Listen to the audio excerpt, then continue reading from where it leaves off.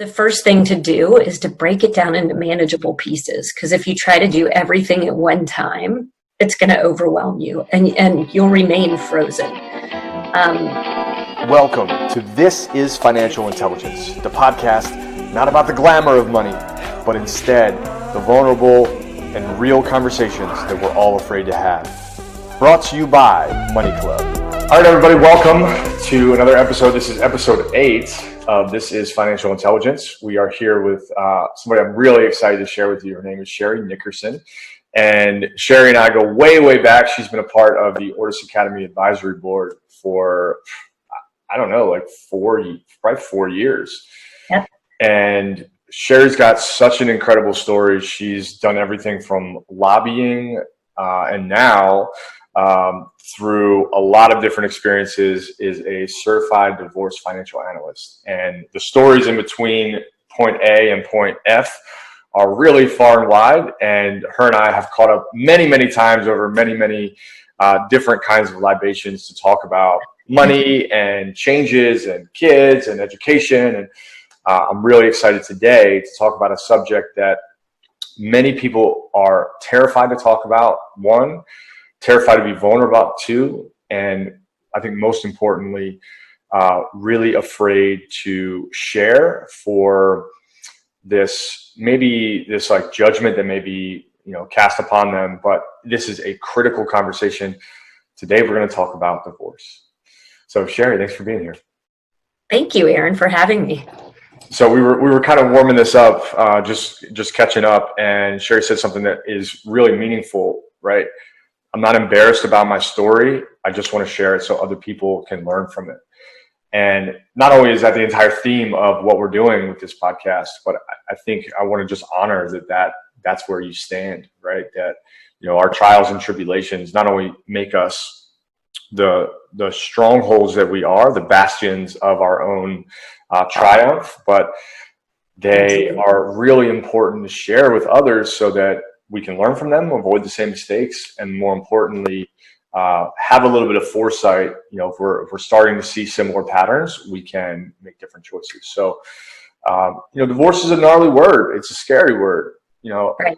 I imagine, we don't have to go into the details of the divorce, just kind of the relation of money and change and all that. But, where would you like to start? Well, we can start with, I made a mistake that I would say a lot of people, but a lot of women in general make. And that is I gave over during my divorce. I gave over all the financial decisions and all the bill paying and all the handling of money and things like that. I gave it all over to my husband.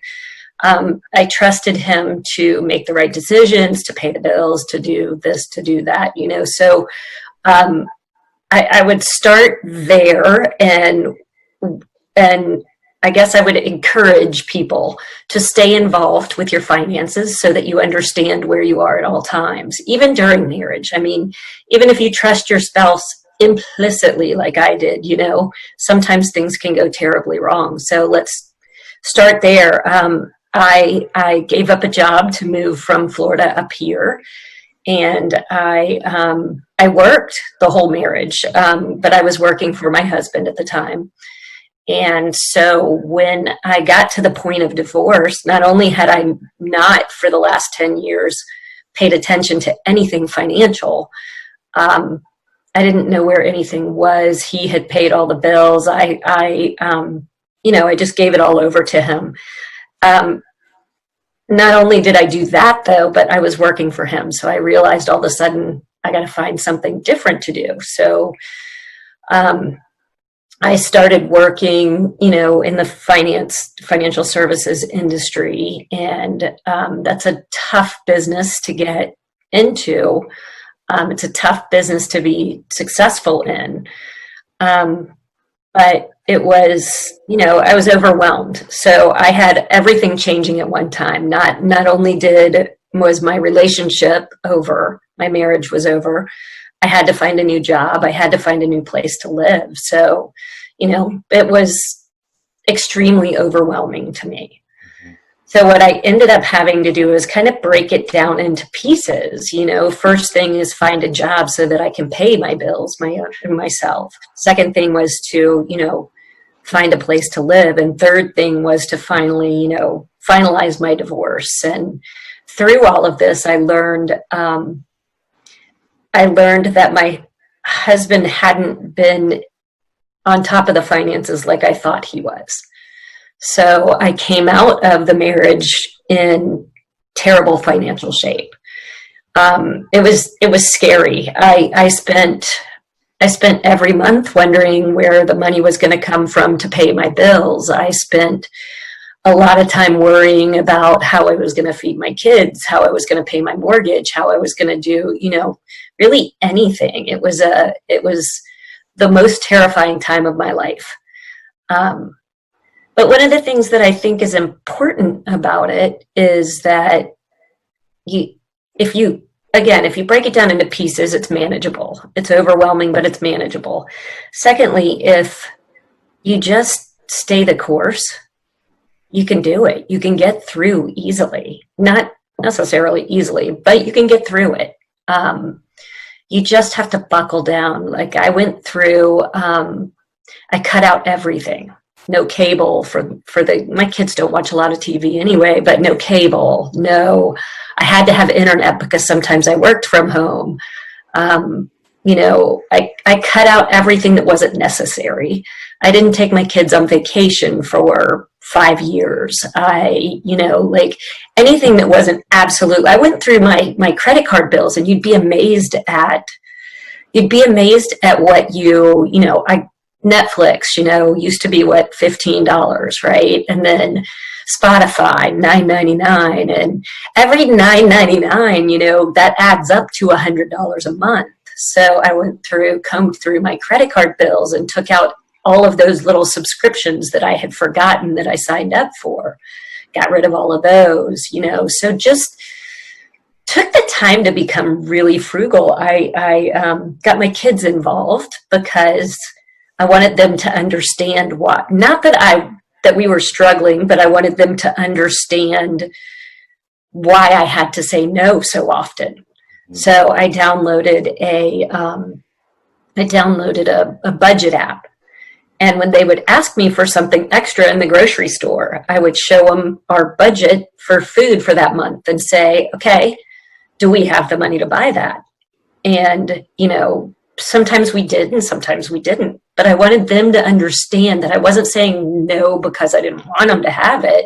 I was saying no because I didn't have a choice. And they eventually, it was interesting the kind of metamorphosis they had, in that they finally started saying to me, I would hear them say, Mommy, can we oh, never mind, we don't need those. So it was them learning also to budget and be more conscious of what they're asking for. And so I thought it was a great lesson for my kids as well, because before that, they really got everything they asked for, So I thought it was a really great thing for them to learn as well. So it's been the hardest and best 5 years of my life. The hardest in that I hope to never have to go through something like that again. But I've learned more about myself and my resilience, and frankly, anybody can do what I did. So, and this is why I became a certified divorce financial analyst, because it's scary. It's overwhelming to go through divorce, especially if you aren't the one that handles the money. And so to help other people and to actually understand viscerally, what they're feeling, how they're feeling, what their fears are, and to be able to sit down and go, you know what, you're going to be okay. Let's do this, this, this, and this, and we'll get you through this. And knowing it emotionally myself has helped me to be able to really, really relate to the people that I help. Mm-hmm. So it's been an amazing transition for me, and made me come through stronger and more resilient than ever. So it's been a really great experience. I know that comes with its own grain of salt, but I want to highlight a couple things that you said that are absolute magic. and I'll preface this for any like single lads and ladies listening. This is more than just about divorce. This is about a couple things. So an interesting combination of trust and attention was brought up, right? Not just of another, but I think it's really important to just pay attention to your money. And we live in a world where it's really easy to get caught up in, I'm not paying close attention, I'm not doing the math, or I'm not stacking the numbers. And when we get caught up in especially subscription math, where it's just like, oh, well, I've got $10. You probably do. But 10 times 10 times, 10 plus 10 plus 10 plus 10 can add up really quickly. And if you're not watching it, can be pretty gnarly. You also mentioned something that I think might be a really good place to shift into. When we're feeling very burdened, there's a lot of stress, right? Right. Financial stress is the number one stress in the country. And we're recording this on June 17th, right? Where now COVID has probably increased the number of people paycheck to paycheck, clearly has increased unemployment, and financial stress is likely to, in retrospect, have skyrocketed, right? It's hard to check those things as it's happening, but what were some of the sensing and feeling and emotives that would come through as a result of the stress? Well, there was always fear. There was a feeling of being helpless, like how can I get through this? And in that type of situation, one of the things I'll say, it's important to ask for help. I can say that I was too embarrassed to ask for help. But one day I broke down in front of a friend, just completely broke down.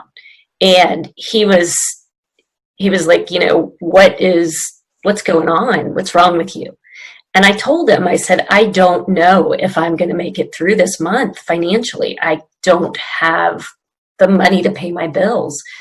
And he literally walked over to where he had a stash of cash, and he handed me enough money to get through that month. And until that, and granted, I worked very hard and I paid him back a few months later, but it was, I think it took that to understand that our friends are there to help us, and that same person several months, like a year later, was going through a hard time. And I was able to, in turn around and give him cash. I didn't have a whole lot at the time, but I gave him everything that was in my savings at the time, because he had helped me in a hard time as well. So fear is definitely one of those things. I felt beaten up.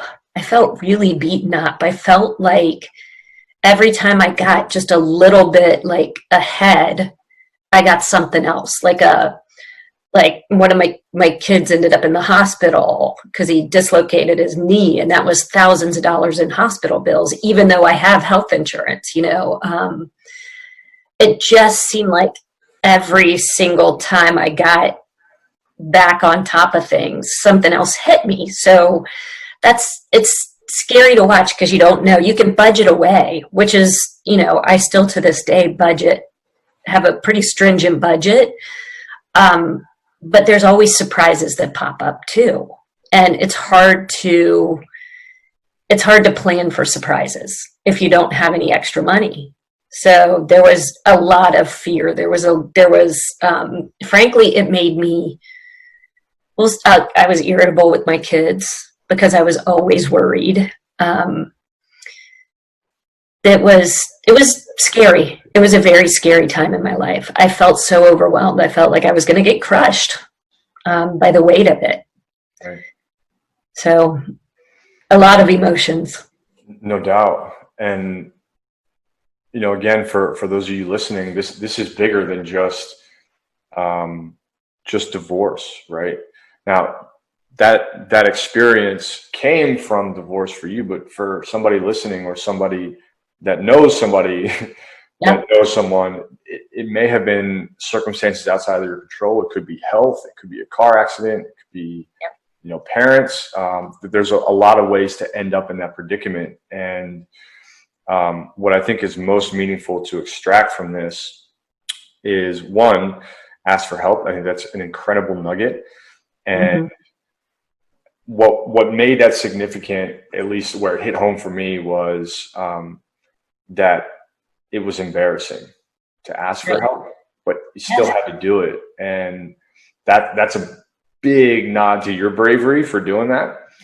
I also think another one that is probably undiscussed, I'm not sure if that's a word, but it's almost left off the table, is how it ripples to everyone around us, right? To your kids, to your job, to your production, to your family, to your friends, to your peers, who are like maybe unable to step in and help because we put up our walls. But it also has a really gnarly effect, financial stress on everything else, right? Any kind of stress does, right? It bleeds out to everything. So, as you start to get your footing and navigate through the up and coming, I'm working my way through this, what did you start to notice mentally, physically, spiritually, emotionally that started to give you a little bit more of that glimmer of hope? I think that I'll tell you, a defining moment for me was I had a car for 10 years, and it ran perfectly smooth until I moved out. And then all of a sudden I had to put $10,000 worth of work into this car. And that I didn't have $10,000, but I worked out a deal with the mechanics, and I was like, can I just pay this off over time? They were very nice to me. And then my car still wasn't running right. So I took it to a car dealership, and I was like, I literally had to I had no car payment. So I traded it in for whatever the cheapest thing they had was. And when the guy came back I've always had immaculate credit. When the guy came back, he was like, we have a little problem. And he showed me my credit score. And it was embarrassingly low. I've never been so embarrassed in my life. And I think that's when it hit home. And so when I started, my goal was I'm going to get back up to where I was financially. My credit score is going to be that way again. And I can tell you, every time, I literally would look at my credit score at least every other day. So everything that I was able to pay off, every little small victory I had added confidence, right?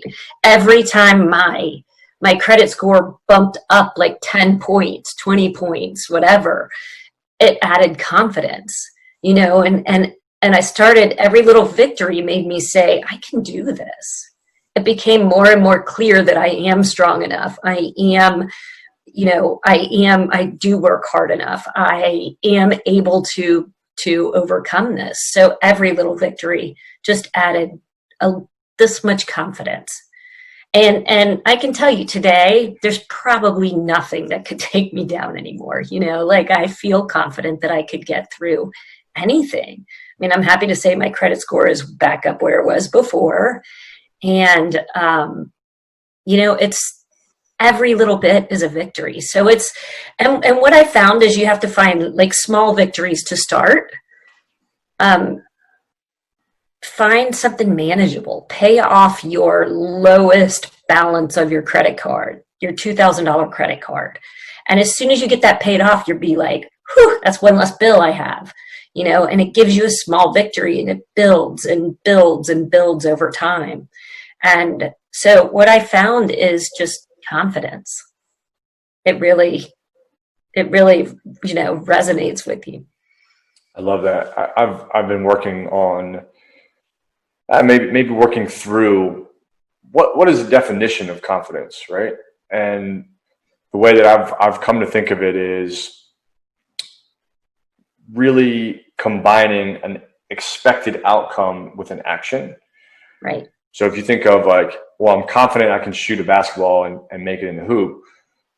When I shoot, I'm confident, or I expect that I will make, 1 out of 6, and then 1 out of 6 becomes 1 out of 5. And we continue to navigate those expectations. And for someone that doesn't have good confidence, you might argue that they expect that the result will not come their way.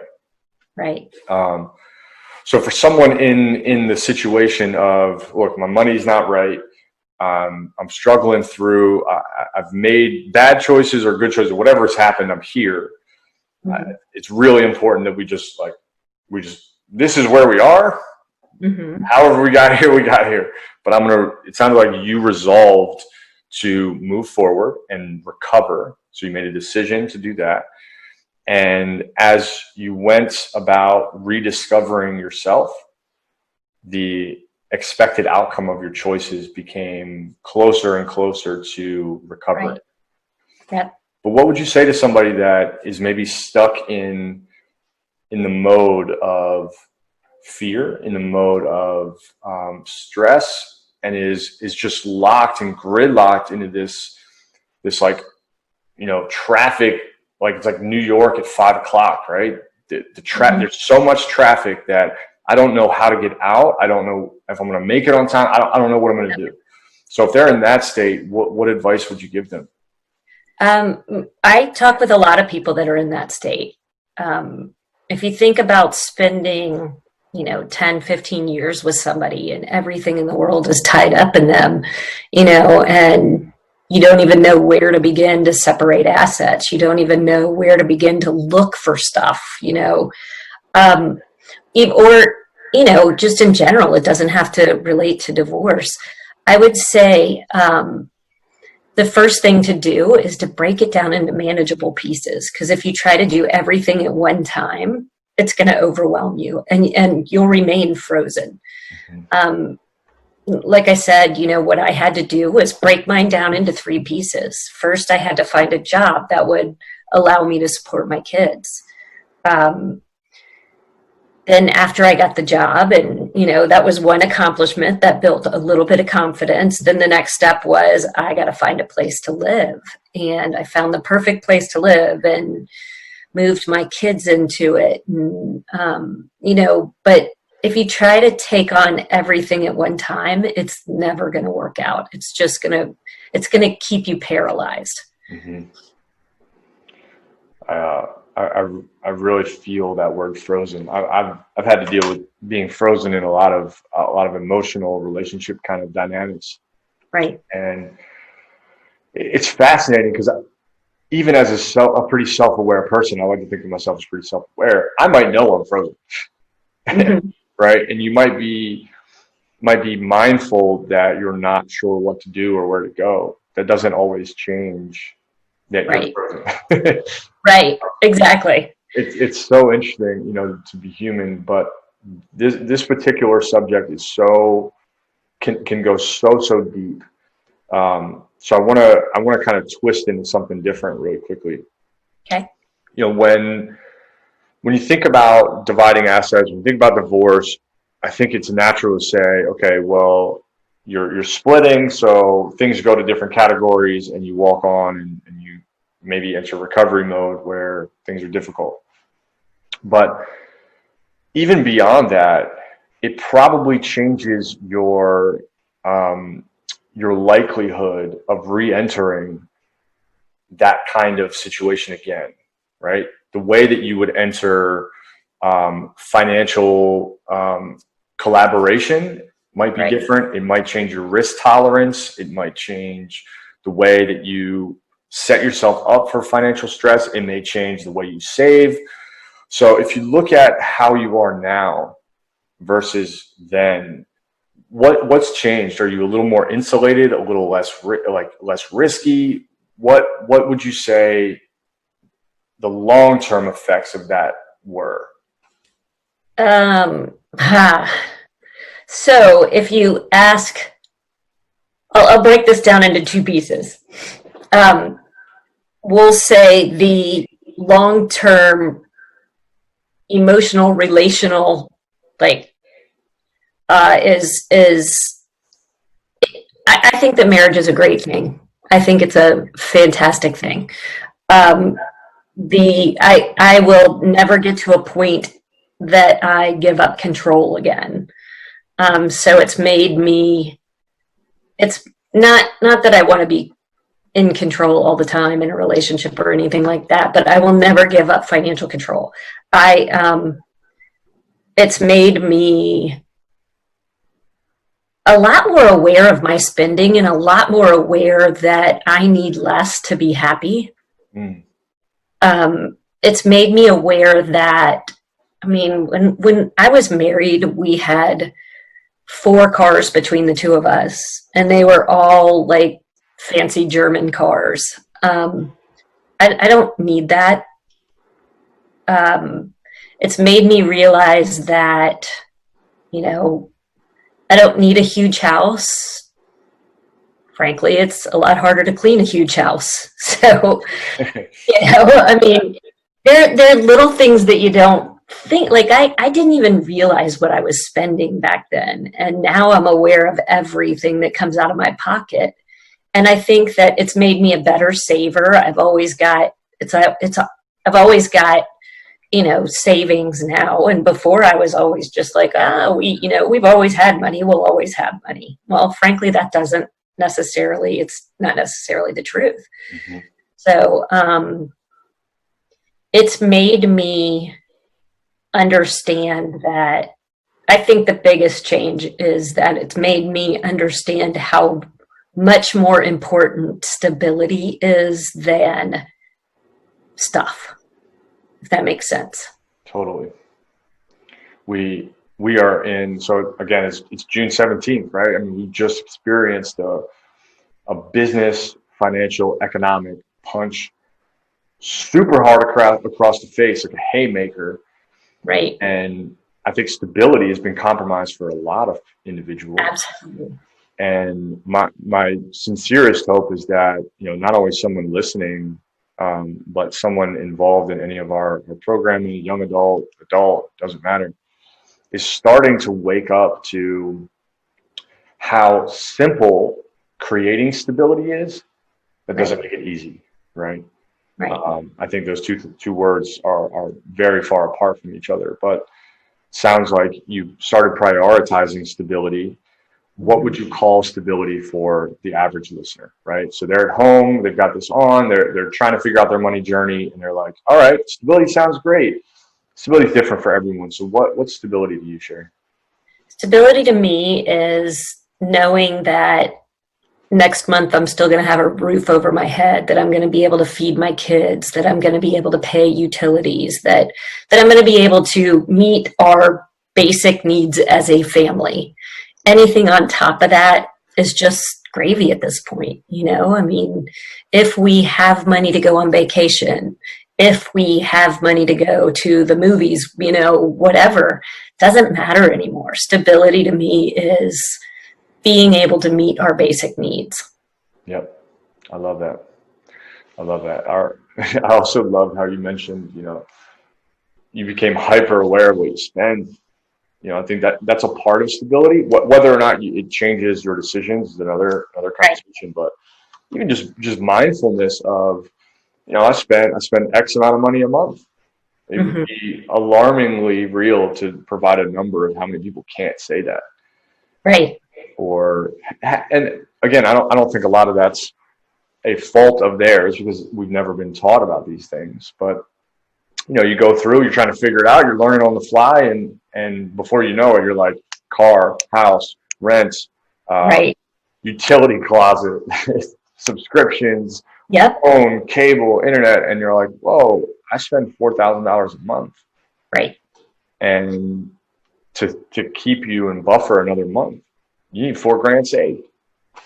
It's funny. It's funny you say that, because I think so many people don't understand what the cost of their basic needs are, right? So I know that I can get by on a certain amount of money, period. And that's my basic needs. Now, if I see a change coming, and I find it shocking how many people don't understand that. And I'm talking basic needs. I'm not talking about a maid to clean your house or, a weekend at the beach. And I'm talking about just day-to-day stuff that you can't not pay for. So it's shocking to me how many people don't understand that, because the level of stability and comfort, just knowing that number is, and being able to say to yourself, I know I have that much money coming in next month, right? And you don't need anything on top of that, So there's such a comfort in knowing just that this is my number and I have this much coming in. And I think people just don't, I think they don't take the time to figure it out, because it's not always easy to separate, basic needs from all the other stuff that you purchase throughout a month. And in many ways, we weren't taught to do that. We were taught, maybe not to talk about it, or not to bring it up, or not to ask our friend, like, hey, how did you figure your stuff out? Mm-hmm. And in many ways, this brings us back to the initial point that I called out from your conversation, was like, this is how we can build trust in ourselves, confidence in ourselves, right? Just know that pausing to look at your numbers is a great place to start, right? What are you paying attention to? Yep. And frankly, nobody can take that away from you, right? If you have that confidence that I'll be able to meet my needs, my family's basic needs every month, nobody can take that away from you. Yep. So and that's important in recovery. It's important to have that confidence in yourself, and just, it's important for recovery. Yeah. I think recovery is such an important word right now. Mm-hmm. And recovery naturally assumes that someone is down, but many people maybe have not moved an incredible amount because of COVID, but may in the future. Right. And building, an extra savings nest, you can think of that as recovery. I mean, I am very mindful right now of all my spending, where it's going, what I can cut, what I can get rid of, and naturally have a little bit of creature comforts that I'm still investing in. But I think it's brought attention to, okay, what would recovery look like differently if I was this much more prepared, or if I thought a little bit further down the line, can I recover from that? And those hypotheticals are great questions to ask right now. Absolutely. And this conversation is way bigger than just divorce and recovery. This is cataclysmic financial change, right? This is like pandemic recovery. Could be divorce recovery. It could be loss of job recovery. Could be, car accident recovery. Like, it doesn't matter where it comes from. Yep. Anytime you're put in a compromised financial position, this is huge wisdom. This is magic. Mm-hmm. Yeah. People are hit. People are scared. People are, don't know, how am I going to get out of this? And then, but truth is, you can. And it's just a matter of taking one step at a time. And that's all it is. You just have to break it down so it's manageable. I love that. I like sit here and take notes the whole time while you're chatting. And one of the things I wrote that I just want to highlight before we wrap is, I need less to be happy. Absolutely. Beautifully said, super simple, but it's interesting that this came from massive change, right? Massive change demonstrated that you could be happy with way less than you thought. Absolutely. I have a smaller house now. But I've got a beautiful view. I've got less stuff. I've got a not cool car. I've got, I have so much less materially than I had when I was married, but frankly, I'm happier than I've ever been. My kids and I have an amazing relationship because we've worked through this together. Yeah. I'm happier than I've ever been. And I think that like, I think that some people don't really get that. They're not willing to give up the comforts that they've gotten used to. But when you don't have a choice and all you crave is stability, you don't really care if you drive a cool car or, live in a big house. Stability makes me happy these days. And I know that I can provide it for my family. And that's what makes me happy these days. It's just so much smaller, and to go out, and this sounds really kind of cheesy, but I plant things with my kids every year. So it makes me happy to go out and see that we've created this absolutely beautiful flower, together. And it's nothing, but it's everything. I love that. And I think that too many people lose sight of that. Yeah. We do get wrapped up in stuff. We do. That's why we have cool podcasts and podcasts that illuminate new truths. Sherry, where can someone find you if they want to talk with you or maybe get some support? Well, I can be reached on my email is Sherry, SHERRY, Dudley, DUDLEY at iCloud.com. Or I can be reached at 443-803-1619.